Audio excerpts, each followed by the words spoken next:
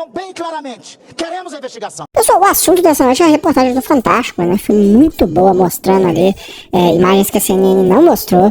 E deixaram claro que a gente já sabia há muito tempo, né? Quem fez isso foram os bolsonaristas. E, em segundo lugar, o governo, que tinha acabado de entrar, tava com a equipe lá cheia de bolsonaristas ainda. A maior parte, o GSI, por exemplo, só tinha trocado o ministro. O número 2, o secretário executivo, ainda era o bolsonarista. Outra coisa importante foi mostrar que esse G. Dias, né? Ele não abriu a porta pra ninguém.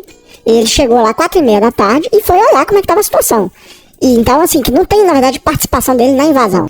Às 3h58, o major do Exército José Eduardo Natali de Paula Pereira, do GSI, aparece pela primeira vez nas imagens. Ele está no 3º andar, próximo ao gabinete do presidente da República. Ele conversa, cumprimenta e dá água para os vândalos. Essa é uma das imagens que já haviam sido divulgadas, mas as próximas são inéditas. Às 4h18, pela primeira vez, os vídeos mostram o então ministro do GSI, Gonçalves Dias, dentro do Palácio do Planalto. Uma câmera mostra a porta do elevador abrindo no 3º andar e G. Dias, como é conhecido, dentro falando ao celular. Ao ver os invasores, o então ministro aperta um botão e a porta fecha e ele desce de volta ao térreo. A cena ocorre 20 minutos depois do major Natali ter oferecido água aos manifestantes. Em depoimento na última sexta-feira, Gonçalves Dias disse que não presenciou o momento em que o major Natali entregou a água. Interinamente no comando no Gabinete de Segurança Institucional, como ministro Ricardo Capelli, está disponibilizando os vídeos, as imagens do interior do Palácio do Planalto. A afirmação foi dada por ele neste sábado, 22 de abril, à TV 247, numa entrevista em que ele concedeu àquele canal de comunicação. As gravações do 8 de janeiro estão disponíveis, são públicas e vão estar mostrando exatamente o que aconteceu naquele dia dentro do Palácio do Planalto. Segundo o Ricardo Capelli, aquela chamada edição temporal feita pela CNN, que culminou inclusive com a exoneração do ministro general Gonçalves Dias, vai trazer à luz e vai mostrar exatamente o que aconteceu, quem contribuiu, quem colaborou e quem não fez a sua parte dentro do Palácio do Planalto. As imagens que a CNN divulgou de forma editada, numa clara intenção de criar uma nova narrativa para o dia 8 de janeiro, tentando impor ao atual governo uma culpa que não tem. Não adianta querer forçar essa barra, porque os jornalistas sérios, as emissoras sérias de comunicação, mesmo as mais da direita, tem claro que isto não é possível impor ao presidente Lula ou ao seu governo qualquer narrativa que fosse intenção deste governo, qualquer atitude contra a democracia. O Ricardo Capelli também disse que a revelação das imagens e a própria CPMI, que poderá ser instalada, vão deixar claro o que houve naquele dia. Dia 8 de janeiro, houve uma tentativa de golpe comandado por setores extremistas da política brasileira que se recusaram e que continuam se recusando a aceitar o resultado das urnas. Continua a gente duvidando da urna. Tá aí, tem vídeos sendo feitos, tem insinuações sendo levantadas. Mesmo tempo em que o GSI, sob comando interino do Ricardo Capelli, disponibiliza as imagens, torna elas públicas.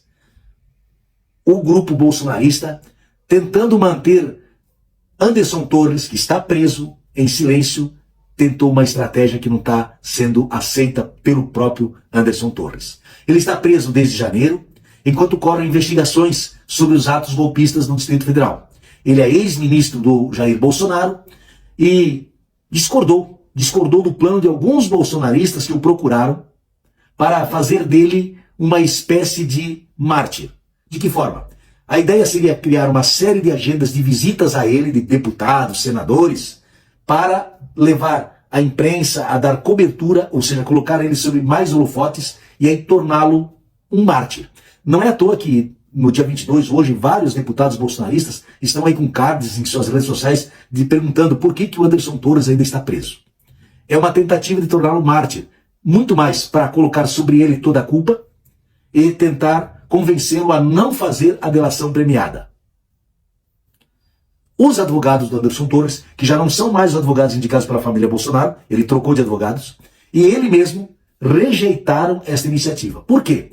Porque os advogados entendem o seguinte: ele precisa sair dos holofotes da política, ele precisa despolitizar a sua defesa, se é que ele quer ter algum sucesso em não ficar preso por muito tempo. O Anderson Torres tentou agora uma prisão domiciliar novamente. O Ministério Público foi até favorável, mas o Alexandre de Moraes disse, nananina não, vai continuar preso. Isso acaba forçando uma delação premiada também. Mas continua preso não por isto.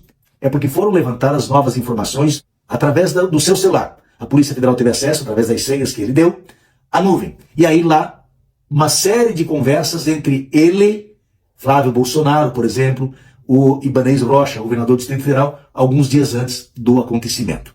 Isso significa que mais gente vai estar sendo envolvida nesses inquéritos que a Polícia Federal está tocando.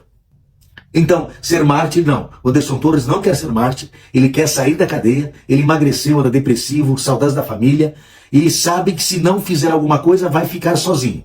Mas ele tem as informações, porque passou por ele a minuto do golpe, passou por ele o comando da Polícia Rodoviária Federal que impediu ônibus de ir para as votações do dia 30 de outubro. Então ele tem muita informação, e alguém deu as ordens. E é essa pessoa que a Polícia Federal, que a Justiça Federal, que o Alexandre de Moraes querem que ele revele. Não é difícil de saber quem foi, mas ele precisa revelar, porque tem que se ter prova. O Anderson Torres está preso, ele que também foi secretário de Segurança Pública do Distrito Federal, ele estava no comando da Secretaria quando aconteceram os atos no dia 8 de janeiro, aqueles atos de destruição do Palácio Planalto, do Congresso Nacional, do STF. Ele também será provavelmente o primeiro convocado da CPMI, caso ela realmente seja instalada. Outros serão convocados, a lista é grande, outros serão convocados. Vamos lá. Vamos trazer aqui uma lista provável de convocados, e aqui está assustando o bolsonarismo. Inclusive tem deputados bolsonaristas que já há mais de um dia não fazem mais nenhuma postagem sobre a CPMI. Bia Kicis, Carla Zambelli, Gustavo Gayer, Nicolas Ferreira, André Fernandes. Parece que esqueceram a CPMI. Como o governo decidiu ir para a CPMI, também já listou quem vão ouvir por primeiro. Anderson Torres, o Gonçalves Dias, ex-ministro Lula, comandante da PM do Distrito Federal, responsável pelo comando daquele dia, generais, especialmente o general comandante do quartel-general de Brasília, mas tem outros generais também, ou seja, vamos expor as Forças Armadas ao ridículo. Tem uma lista de empresários financiadores do golpe, parece que tem políticos também nessa lista de financiadores, deputados que vão ser chamados e senadores. Já tem uma lista também, aqui essa eu posso falar. André Fernandes, que é autor do requerimento, que é ser presidente da CPMI, é um dos que já está sendo investigado pelo STF, vai ser chamado. Carla Zambelli, que fez vídeo pedindo intervenção militar. Bia Kicis, Gustavo Gayer, Nicolas Ferreira, Flávio Bolsonaro, além dos deputados e senadores, o vereador Carlos Bolsonaro também está na mira da CPMI. E, claro, não vão deixar de convocar Jair Bolsonaro. Já existem vários indícios de que Jair Bolsonaro foi o grande líder desse processo todo. Então, a CPMI, que até uma semana atrás, a oposição bolsonarista queria porque queria, mas ela queria porque apostava que o governo não ia deixar se instalar. Ela apostava que o governo ia tirar as assinaturas e não ia acontecer. Então ela teria um palanque. Entretanto, agora vai sair essa CPMI, e se sair, então, o governo pretende tomar conta e colocar lá no banco para responder, para serem investigados essas pessoas que eu citei aqui. Porque foram estes, todos nós sabemos, tem vídeos, tem enquetes, tem mensagens, tem falas, tem visitas ao UQG em Brasília, deste pessoal todo incentivando, promovendo, ajudando a que os atos de 8 de janeiro acontecessem. Ninguém é tão burro assim para acreditar que os que são investigados vão poder investigar. Isso é algo incompreensível. A CPMI, o Anderson Torres e as imagens tornadas públicas trarão para nós muitas informações e dirão realmente exatamente quem foram os que promoveram, organizaram, incentivaram, financiaram e lideraram os atos golpistas do dia 8 de janeiro.